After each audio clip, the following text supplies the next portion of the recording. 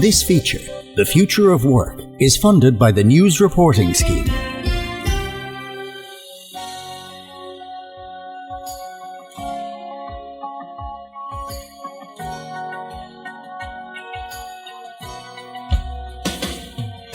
Welcome to this week's episode of The Future of Work on Clare FM.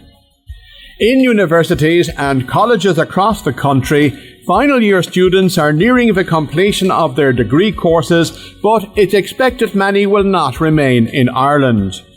A third level qualification does not guarantee graduates a job, and if one does become available, in many cases accommodation and other costs can prove prohibitive in cities and larger urban areas. Of the estimated 85,000 students who graduate every year, a large proportion find it difficult to secure work in their chosen field. Many will make a conscious decision to go abroad for a time, and the reasons for this vary. Generally, though, graduates usually return to Ireland. It would always be the hope that they remain here, and every effort is made by colleges to ensure graduates know the value of staying at home without dictating to them what they should do. Brendan Lally is a careers advisor in the Co-operative and Education Division at the University of Limerick. The Co-operative Education and Careers Division, there's two parts to it. I work in the Careers Division where we support final year students, so that could be undergrad degree, master's degree, right up to PhD, with a range of supports which include employer engagement. There could be embedded career modules, one-to-one preparation for recruitment processes like assessment centres or interviews and the variety of interviews that are there, or contract negotiations, etc. And we have a lot of employers that come and partner with us as well with these initiatives. You'd expect to see from a career service, which would be the big events like the Careers Fair, which is one of the largest, if not the largest careers fair in Ireland. So a very busy team, and we get a lot done for the team that we have here in place. It's not just a case of people coming into UL to study, they're prepared for what happens after they graduate, and that's what you guys are all about. How are you preparing students for the workforce? Yeah, it's not just academic, it's the whole person. And I think, the university experience is a holistic one. So there's a real shift away from focusing purely from an employer's point of view on academic results to what we would call overall employability. So that's, a combination of academic knowledge, absolutely, but it's also work experience. And it's the tried and tested soft skills like communication and that real world exposure. So during a student's course, they do actually, is that in all cases for all courses that they get a chance to go out to work as part of their course? So the work placement is a cornerstone of the UL offering at undergrad level. So the majority of students, if not all students, would get a work placement, normally in year 3. It's a young university, just over 50 years old. So when they were, I suppose, looking at best practice, they travelled and took to, some aspects from our neighbours in the UK and then went to the United States. And I think the internship model, which is we're all very familiar with in the United States, was something that was pioneering in Ireland back in the day. And UL put that in, which was a courageous thing to do. And they led in that space in Ireland and indeed in Europe. So it would be one of the biggest university work placement programs in the whole of Europe. So we're quite proud of that. Those companies you partner with will take students on. That is wonderful experience to be getting out in the working world, even before they've graduated. Absolutely. I've seen it, I suppose, from both sides. I was an employer myself, and you could see the UL edge that UL graduates had, So, when I would talk to line managers and they would see, a graduate CV come in from UL with that work placement done in either their company or a competitor, everywhere is busy, every department in every company. So, they really sees that this individual is work ready and an experienced pair of hands, even though they've just graduated. So employers are consistently telling us, they're looking for well-rounded individuals, people who can communicate, manage their time, solve problems and work with others. And they're seeing evidence of that if a placement has been done in a company. It's a bit like a complete package. And I always say, I have 3 kids myself, that they'll be doing a degree with a work placement if I have anything to say in the matter. You would hope that most graduates would stay in Ireland, but do most graduates from experience, Brendan, stay in Ireland? Well, it's a balance, I would say the majority, thankfully, in this day and age of graduates are actually staying in Ireland. Roughly speaking, you'd see, certainly from UL students, you'd see the majority would remain here, particularly in the mid-west or the southwest, and some in the east as well. But about 30% would go abroad, and that would mainly be to the UK and Europe, with, I suppose, smaller numbers going further afield. And it's not a case of people leaving, thankfully, in this day and age because there's no work. It's more about a choice and mobility. And often it's a cycle rather than a one-way path, So you will see in early career that cohort go abroad, often to return, and the majority do return, which is good to see. It is much different to the 80s when people were forced to go overseas. Are they going overseas though just for the experience, for the work? Do we know, or have you ever garnered that information why they go overseas? Well, we know that for many graduates, going abroad is about experience, really often, rather than necessity.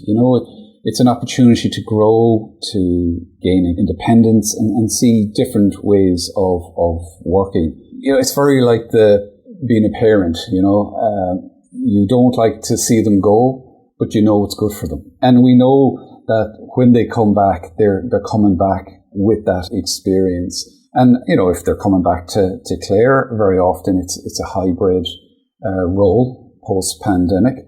So, they get to live local and work remote. Their headquarters could be in the cities like Limerick or Galway or Dublin. So things are changing. The landscape is changing. It's a more flexible market. It's an ever-changing market. And I suppose the employer wants a graduate that's agile and flexible to be able to flex with what the needs are in the marketplace. But do we know whether the majority of graduates will stay home for the first year or two, or do many go away almost immediately? The majority would stay home, and then you'd have a minority that would have, and that's their choice, that they want to go. And it's a number of factors, it could be for the career opportunities.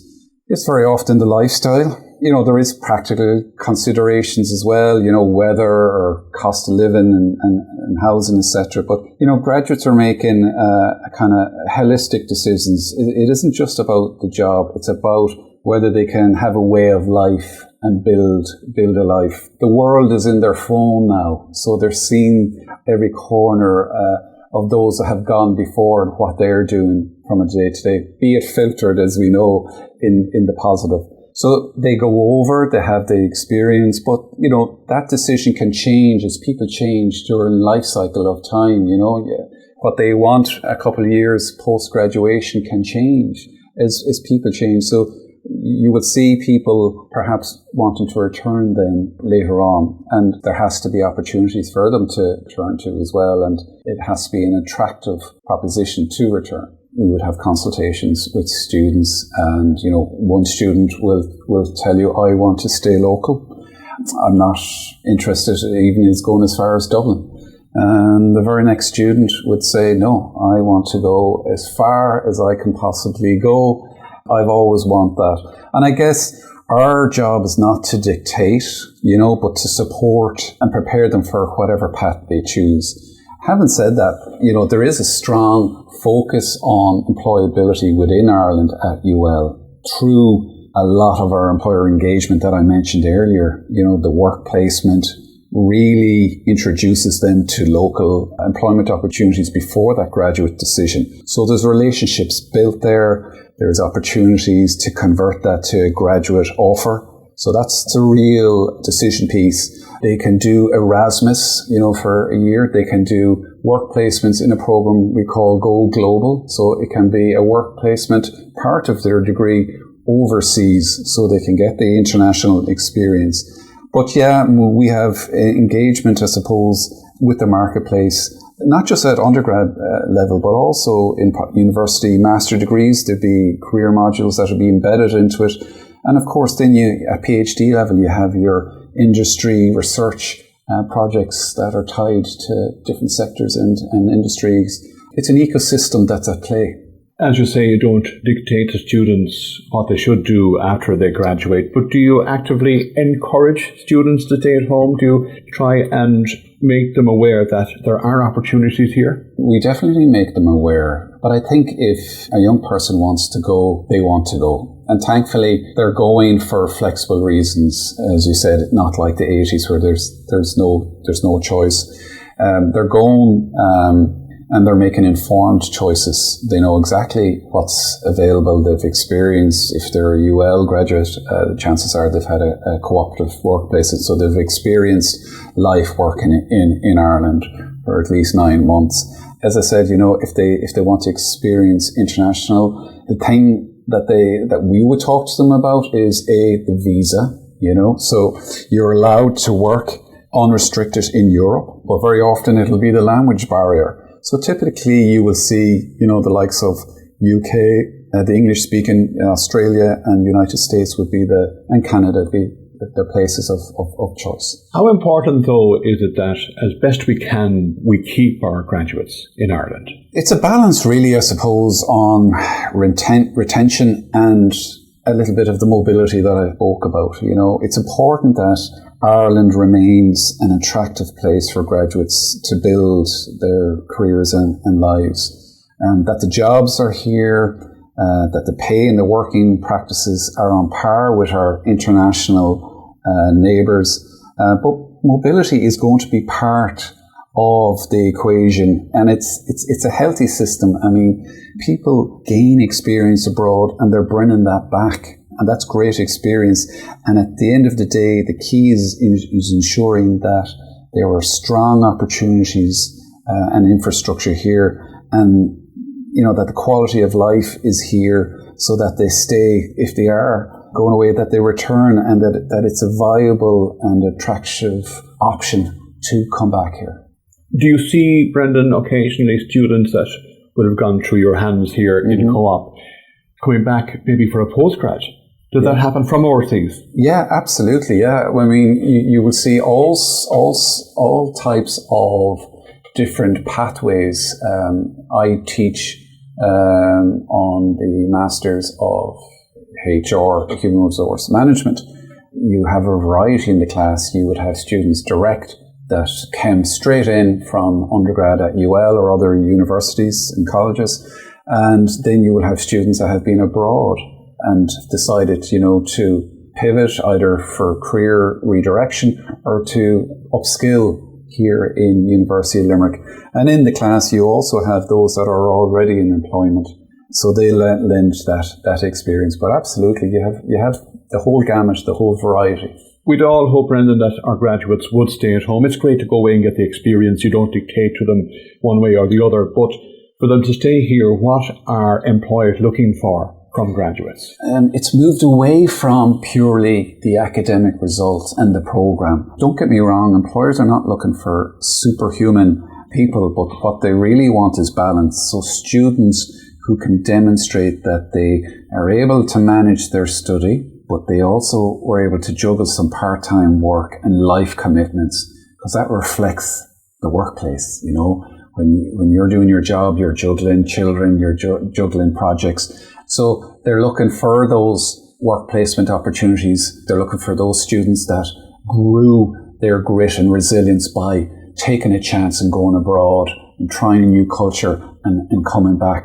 Or volunteering would be a huge aspect of it as well, taking part in sport. If they have all of those components, they are the candidate of choice, rather than being soloed in one or another. So it's that balance that will win in the end of the day. Students have to be aware of what makes them employable, and that's what your job is. You're doing your best to tell them how best to put themselves forward to get the job they want.